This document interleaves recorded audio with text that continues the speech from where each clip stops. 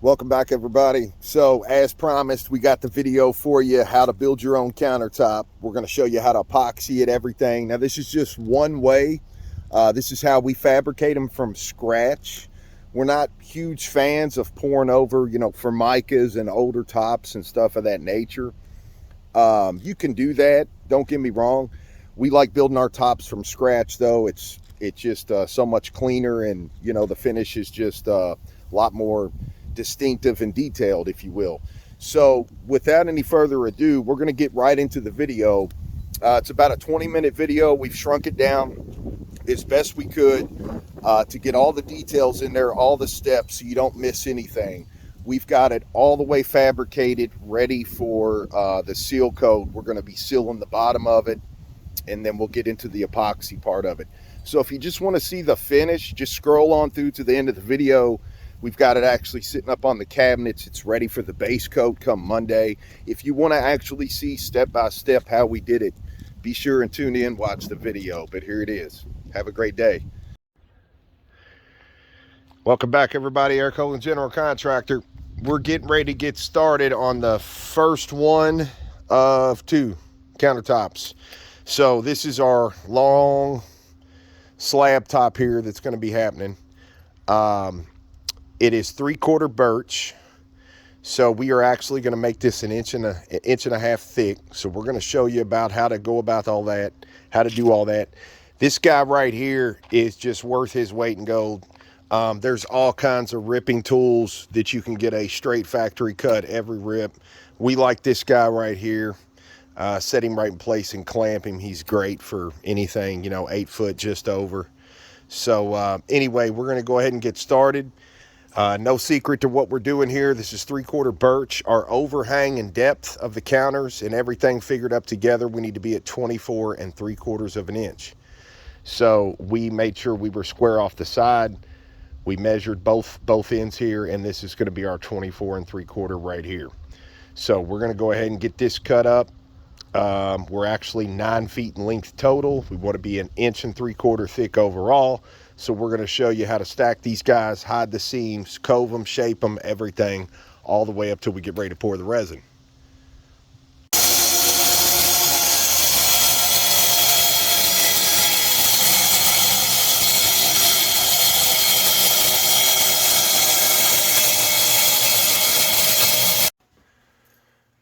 All right, so here we go. We're going to work on this one first. We've already got the cabinets in place. Nothing is screwed in at this point. It's all staged. It's all really close within the spec of everything. We're going to put a custom paint job on these instead of the white. So we'll get to that later on. But right now, we've got the start of our slab here. Start of our counter. We got that already put in play, ready to go. Remember I told you this is about 9 feet. So we've got the first 3/4 in, and just like everybody would know, the cabinet lip here. Okay, so we're going to go ahead and notch for that, and we're going to get that pushed all the way over tight. And then that's going to allow us to get exactly the difference over here. Keep in mind, way later in the game, we're going to be tiling back here. We're going to be putting real pretty trim work right around that guy. So we're going to have some breathing room around this entire perimeter, getting this stuff where it needs to be. And just for that reason, pretty much, I bet you any wall in America, we have all this stuff pretty level right now, but I want to show you, this is an original wall. All right, look at the gap difference. Now, this is just dry fit at the moment, but look at that gap difference. We are touching all the way down here. An actual square in this cubby hole, this is no more right now than a 1/4 inch gap. Okay, 1/4 inch ain't bad, but that's not where we want to end up. So to get that line picture perfect right here in the front of that counter in line, we're going to go ahead, don't make the mistake and forget, set this in here and go to measure to get this side without notching that right there. Now you can do this a different way. You can actually put a side right here, 1/4 inch. You could use a cabinet grade 1/4-inch plywood. You could put it right on the side. It would case right in behind this guy and make all this seem to be completely boxed in and flat. Then you would not have to notch any of this. But it still doesn't change the way that the wall walks for us. Okay, your wall might walk the other direction. Your wall might be a lot straighter. So these are the things we deal with pretty much in rehabs versus, let's say, a lot of new construction. So just wanted to give you a glimpse of here. This is where we're at so far. We got that first piece we just showed you ripped. We are getting ready to notch this corner right here, shoving that direction, and then that's going to tell us the difference. So we'll be right back with that. I just wanted to show you, we went ahead and cut this, but when we're dealing with smaller rips, this comes in real handy. This 1 foot square, and you just hold it. You just hold it just like this, and it just allows you to just be able to guide right through. Once you get about to here, I stop the saw, put that guy over there, lock him right back into place, and then it allows me just to finish out straight. So I was just sharing that little tip with you there. That way you don't have to sit here and try to cut that free-handed. All right, so I just want to show you, we're as tight over here as we wanted to be. Again, this wall is walking. It walks as we come down. It actually walks out. So again, we're not going to be perfectly sitting in here. It's okay, don't worry about that. We still got tile going back here. We are trimming this guy out with a really sleek trim at the end, but here's the other side. This is what I want to show you. Same scenario, okay? We got a seam right here. So everything is lined up. It's all notched to fit in here completely. At the end of this, we're gonna put this guy in first, these three. We're gonna put our top in, and then we're gonna bring the actual pantry in because we have room here on both sides to slide it down and put it into play, and then we'll actually attach all this together. So that's what you should look like. If you're shooting for a 3/4 new top, you're already ready to go. You've got your piece right here. We're gonna show you how to seam this. Right now, though, I told you we're gonna make an 1.75 inches. So 3/4 and 3/4 is gonna give us our 1.5 inches. So exactly what we've done here on the bottom with the cut side down here. Now we're gonna duplicate this exact top again for on top, and we're gonna put the cut side at this end so that we only have one seam to deal with. So we're gonna go ahead and do that, and then we'll show you how we're gonna tie all these, clamp all these together, hide all these seams, and legitly at the end of it, route, shape, and trick this to where it legitly looks an 1.5 inches thick. Okay, so I'm gonna bring you up to speed. We're getting into the meat of it now. We've actually, when we brought these out here from where they were sitting and we showed you, we actually flipped them. We are staring at the bottom right now. Okay, when these guys get flipped, not only that, they spin back around to go back in. So we're staring at the bottom, and this is the front of the bottom that we're seeing. So we started out, we're doing the seam that we can see and address. What we did, we took all these clamps. Let me step down here and show you. This is our other seam that you can't see. So there's one below, one above. So we clamped these into place to where that seam wouldn't move. And we took the other 4 clamps right here and we clamped this seam. We made sure the front is completely touching all the way. We don't care about the back. You're not going to see the back. So with that front touching and these sheets sitting on top of each other, all those notches and everything we've already done line right up. We clamp both sides of this seam, 2 and 2, 2 and 2, and then we run those screws right up that seam and go ahead and do the perimeter. Be careful when you do your perimeter. We're going to end up coving this guy here in a little bit later. You don't want those screws too close to the edge and hit that cove. So we always back our screws up about 1 inch. We are using 1.25 inch screws, and we're going to end up with 1.5 inches thick. So do the math on that. If you're going with something thinner, just adjust your screw size. So this is all we're doing right here. We've got this seam completely shut down. I'm going to put 1, 2, 3 right here. This section's done. We've got these clamped in front to keep that face drawed tight. the tighter you clamp this down and screw it, the tighter it's going to hold, the less of a seam we're going to have to hide. So that's where we're at right now. We're going to finish this up, get it flipped back to normal, and then we'll pick up from there.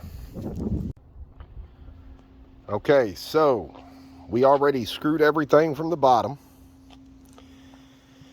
We've already flipped everything back around. So now we're getting ready to get on with the sanding portion of it. So before we fix this seam right here, I'm going to show you how we're going to do that. We also have to fix the seam right there. Okay, so you got the one in the middle, and then you got this guy as well. So two seams here we're going to fix. All right, down there on the other bottom, we only got the one seam. Right where they intersect right there. So that's what we're going to be concentrating on fixing. But before we do that, we need to get this sanded. We're going to hit this with a 150 just to rough everything up, get all these edges cleaned up from our cuts, any of that. Then we're going to hit it with a 180, 220, and a 320 to finish up. We're just running over the surface. We're running over this front, make all this nice and pretty and smooth, and it's going to make hiding these seams a lot easier. All right, so here's where we're at. We've already got this guy sanded down to a 320 grit. Here's that seam we're left with, okay? So when we sanded from the 150 and came all the way to 320, we did the 150 everywhere, the entire perimeter. Sides, everything back, just to get all the hairs, the fibers, anything like that off the surface, any of that. When we walked up in the grits, we only did the top, we only did the face. Now, I know we're going to cove that here shortly. That's okay. We wanted that as smooth as possible. That router sits on there, it don't jump near as bad, so we went ahead and smoothed that all the way out. Now we're going to work on closing these seams up. So this is what we're going to use right here to close our seams. I just wanted to show you. It's the DAP plastic all-purpose wood filler. So interior, exterior, and all you're doing is putting this guy together. I wanted to show you right here where these seams cross. You see we've already done this side. Now we've only done the first one, and we're still going to buff all this out to make it all completely flat and smooth. But all you want to do is just put this in here, and you're just going to work it. You're going to get all these little holes here to fill in, and you're really going to shove up and down right here in this seam.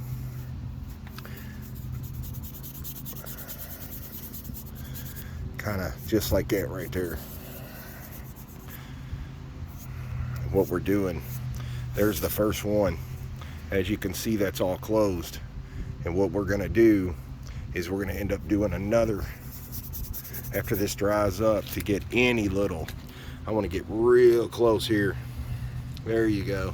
Now you can kind of see. So it closed everything.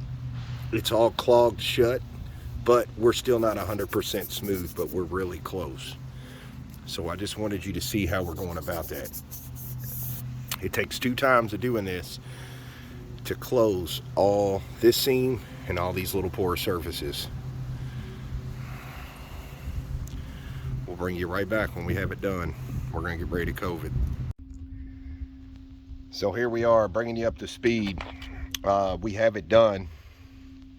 So again, let me show you that. Let me show you that seam. If you look really close. Now, let me point out. We don't care about that right there. Okay, we made 2 passes and you can still see those. That ain't no problem. What I wanted to make sure is that middle seam. This is where they crossed. Right there is where they cross. But right here is as smooth as all get out. So these little crater guys right here are no big deal because we're getting ready to cove this guy over and under. So again, it was that middle seam that I was trying to show you. Look how well that hid and disappeared right there.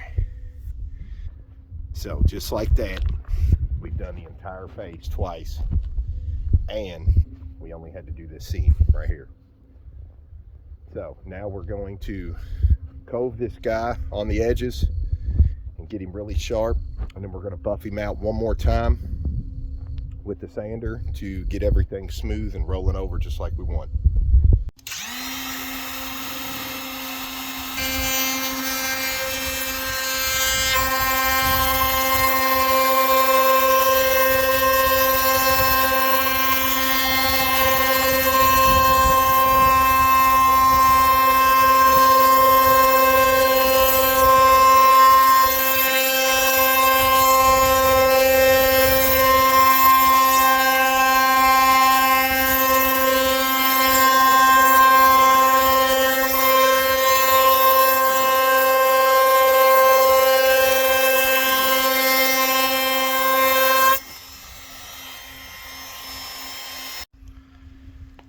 Alright, so now we have it coved top side and bottom, and I want to show you after you cove, you're left with the lines of the router right there.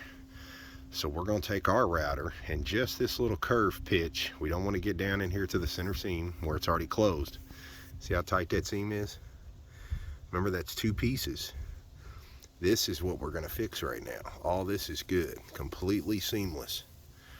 So I'm going to fix this real quick and then I'm going to show you.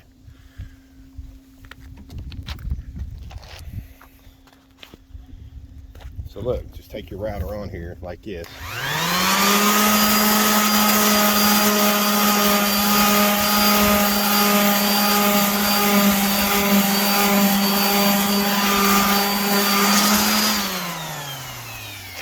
Just like that. Now let me show you. See? Same thing I just showed you. So now all that's gone and this is smooth. So what happens when that router passed, he made those little things that I could feel. Now I've smoothed them. Now here's our last little right there. You'll have a couple of those throughout. That is it. You take that wood filler and you go back and you plug these little guys in and you are in business. Completely seamless, ready to go. So we're going to finish this up and get him back in here and back in play. Now if you did everything right, see if I can get it to sit still here for you so you can see it. There we go. So as you can see, that entire center seam is gone, and that's where that overlap was. Completely disappeared. So now we're shaped over and under, curved beautifully. So that is completely done. It's completely seamless. So now we're gonna get this sucker back in here, back into play. Next thing we'll be doing is putting the base coat down. It's going white base coat coming down on here. We'll be taking care of that Monday, along with probably building the other one. So that's where we are so far, up to par. We're gonna go ahead and get this guy set back in here for the weekend, and then we'll get the base coat on him and stuff and start all the epoxy work next week. As usual, you all, thanks for tuning in. Thanks for watching. Have a great weekend. We'll see you back here Monday. All right, real quick before we take off, I just wanted to show you, keep in mind these cabinets are not going to stay white. Okay, we're going to be putting a custom color on there ourselves. But I just wanted you to see, we already brought it in here. And again, that's why we did a template, to make sure to get all that exact, because it is literally fitting that tight, exact. But there you go. We're exactly a 9-footer right in there. This sucker's really gonna turn out pretty. So one down, one more to go over in this area here. We gotta go all the way around with this next one. So just wanted you to see this one from the beginning. We'll see y'all back here on Monday, get the rest of this going and start epoxying.